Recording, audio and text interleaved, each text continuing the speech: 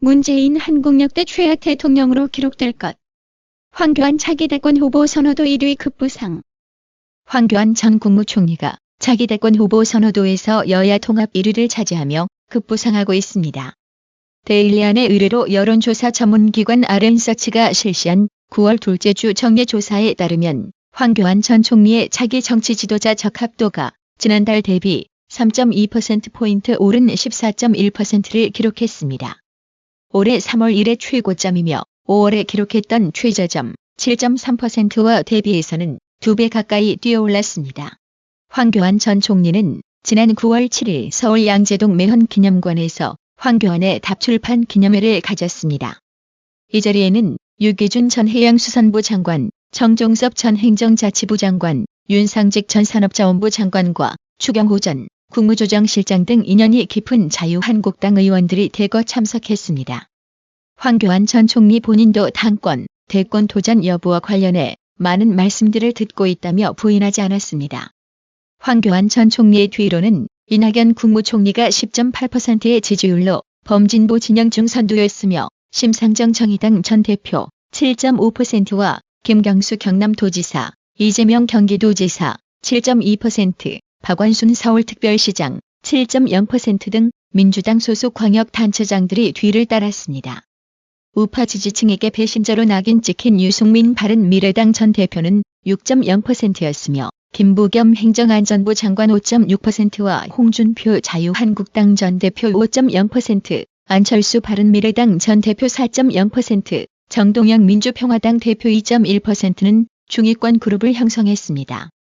해당 기사에 온라인 누리꾼들은 문재인 좌파 정권의 막가 파식 대북 정책을 빗대어 공안통인 황교안 전 국무총리가 대통령 되면 참 볼만하지 싶다는 반응을 보이고 있습니다.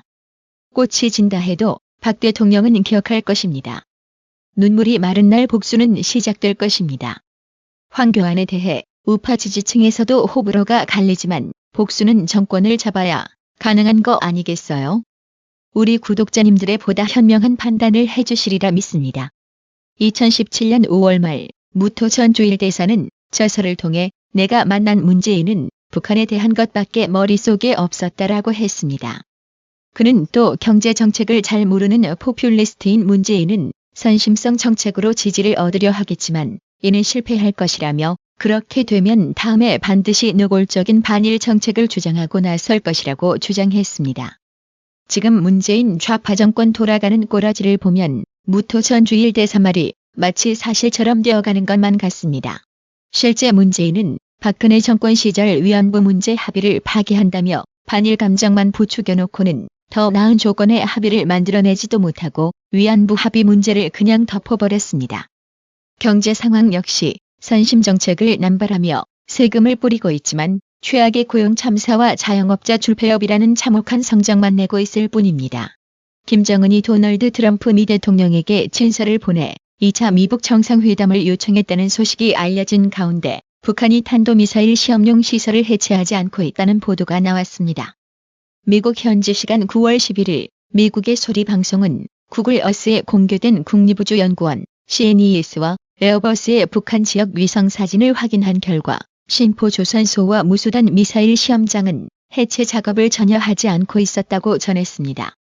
미국의 소리 방송은 대북 특사로 김정은을 만나고 온 정의용 청와대 국가안보실장이 풍계리 핵실험장과 동창리 미사일 엔진 시험장을 사실상 폐기했는데 이는 매우 실질적이고 의미 있는 조치들이라고 말한 것을 인용한 뒤 그러나 북한은 SLBM 관련 시설과 한때 장거리 탄도미사일을 발사하고 로켓 엔진 시험을 하던 곳을 그대로 놔둔 사실이 이번 위성 사진을 통해 확인됐다고 지적했습니다.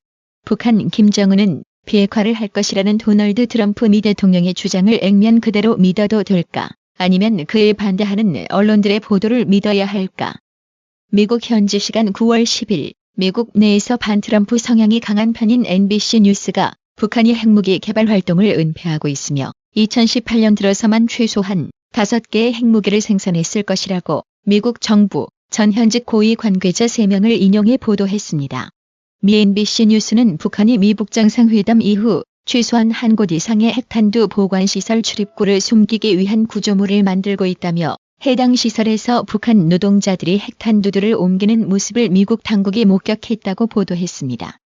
북한은 핵무기 관련 시설을 은폐하고 보관돼 있던 핵무기를 이리저리 옮기는 이유는 해외 정보기관의 감시를 교란할 목적이라는 게 전직 미국 정부 고위 관계자의 주장이었다고 전했습니다. 미국 소리 방송 보도대로라면 정의용은 한국과 국제사회를 속이는 거짓말을 한 셈입니다. 이 작자는 다음 정권에서 대북정책 관련 조사 대상 1순위입니다.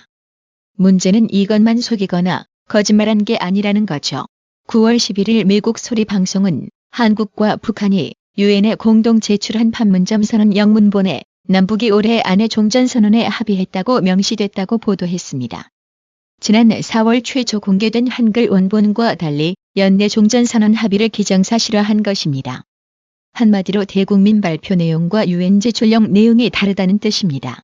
문제는 여기서 또 끝나는 게 아니다라는 겁니다. 북괴 비핵화 문제가 전혀 진전되지 않았는데도 문재인 좌파 정권은 북핵 문제는 미국에 떠넘기고 북괴 경협 지원만 올인하고 있는 가운데 9월 11일 국무회의에서 4.27 판문점 선언 비준 동의안을 의결하고 국회에 제출했는데요. 판문점 선언 이행을 위한 비용 축에서도 함께 제출했는데 내년도 예산에 2,986억 원이 소요된다고 적시했습니다. 하지만 야당이 전체 비용을 공개하지 않았다고 비판하는 등 향후 국회 논의 과정에서 남북한 협력 사업에 소요될 재원을 둘러싸고 상당한 진통이 예상됩니다. 그동안 통일부를 비롯한 정부기관과 민간업체들은 북한의 인프라 개발 투자 비용이 수십조 원에서 100조 원 이상이 될 것으로 예측했지만 문재인 좌파 정권은 이번 비용 축에서의 내년도 예산에 포함된 초기 투자 비용만 적시했습니다. 대북 퍼주기 논란을 의식해 정부가 의도적으로 1년치 예산만 적시한 게 아니냐는 지적이 나오고 있습니다. 이것 역시 북괴가 즐겨 사용하는 살라미 전술인데요. 한마디로 야금야금 예산을 뜯어 북괴에 퍼주겠다는 겁니다.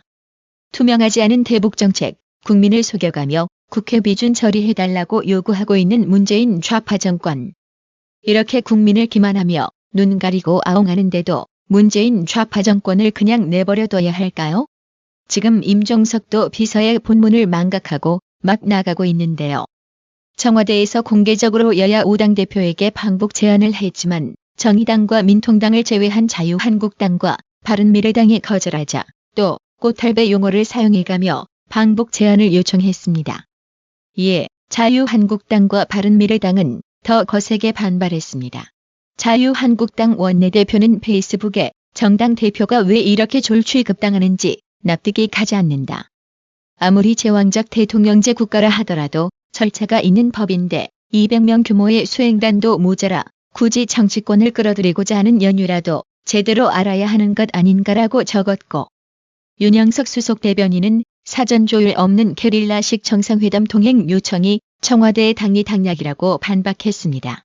손학규 바른미래당 대표는 한 수석을 만나긴 했지만 첫인사는 뭐하러 왔느냐였다며 손학규 대표는 한반도 평화와 이를 위한 비핵화를 적극 지지하지만 이번 정상회담은 보여주기식 회담이 아니다.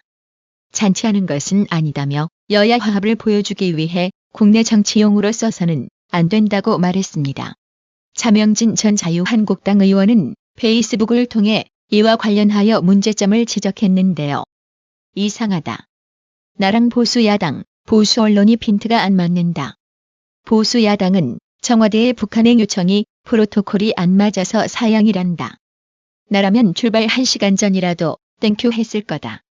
만약에 요청이 핵불능화하러 가자였다면 그러니까 아무리 절차와 예의가 지켜졌어도 북핵 폐기 행사가 아니라면 노 땡큐다. 보수 언론은 판문점 선언 비준에 대해 수십조나 드는 비용이 문제란다. 나라면 그거 주겠다. 단 김정은이가 북핵을 CVID하고 정치범 수용소 폐지를 실천한다면 말이다. 그러니까 판문점 선언 비준안의 진짜 문제는 금액의 크기가 아니다. 핵폐기 가능성이 제로인 2018년에 1,700억을 갖다 바치겠다는 무신경이 진짜 문제다. 중국도 눈치 봐가며 뒷문으로 대주는데 문정부는 아예 대놓고 앞문으로 대주겠다는 거다. 문재인과 김정은의 가짜 평화 공세에 흔들리는 자칭 보수에게 왜 문재인이 당리당략, 이낙연이 우아한 핑계에 운운하며 조롱하는 줄 모르는가? 그대들이 본질을 피해가기 때문이다. 바보야. 문제는 북핵이야 라고 지적했습니다. 문재인 좌파 정권에서 방송, 언론만 개판이 아니고 사법부도 개판이긴 마찬가지입니다. 시위 도중 사망한 백남기 농민 유족 관련 페이스북에 사실을 적시했다고 검찰은 윤서인 작가에게 징역 1년을 구형했습니다.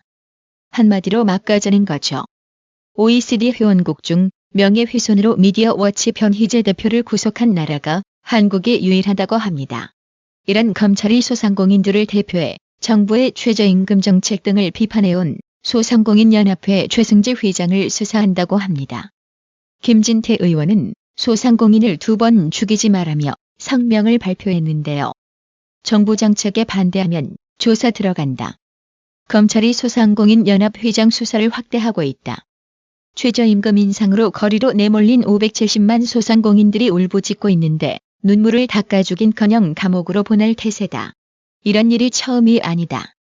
경영자 종협회는 정부의 침노동 정책을 비판했다가 대대적인 감사를 받고 있다.